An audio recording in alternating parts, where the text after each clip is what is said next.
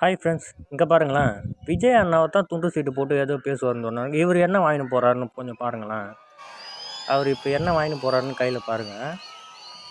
இப்போ போய் மைக்கை கீழே வச்சுடுவார். அவர் வச்சுப்புட்டு அப்படியே தெரியாத மாரியே அப்படியே சும்மா அப்படியே லைட்டாக கீழே குனிகிற மாரியே பார்த்து பார்த்து இப்போ பேசுவார் பாருங்களேன். ஆ அப்படியே சும்மா அப்படியே அந்த அளவுக்கு அப்படியே சும்மா இவங்க தான் அப்படியே ஏதோ பேப்பர் வச்சு படிக்காத ஆளு மாரியும், எங்கள் அண்ணனாவது அப்படியே கெத்தாக ஒரு பேப்பர் கையில் வச்சுன்னு பேசி படிப்பாடுறா. நீங்கள் என்ன இந்த அளவுக்கு அப்படியே எதுவும் தெரியாத மாரியே அப்படியே படிக்கிறாங்க பாருங்க. எந்த அளவுக்கு இருக்கிறாங்க பாருங்க. இதெல்லாம் சாட்டை துறைமுகன் அவருக்கு தெரியாது இதெல்லாம். ஏன்னா அது பேசுறது அவங்க அண்ணன். அதனால் அவர் கண்டுக்க மாட்டார். எங்கள் அண்ணன் பேப்பர் வச்சு படித்தாலும் மைக்குக்கு தெரியாமல் வச்சு கீழே வச்சு படிப்பாடுறான்ற மாரி. ஓகேங்களா?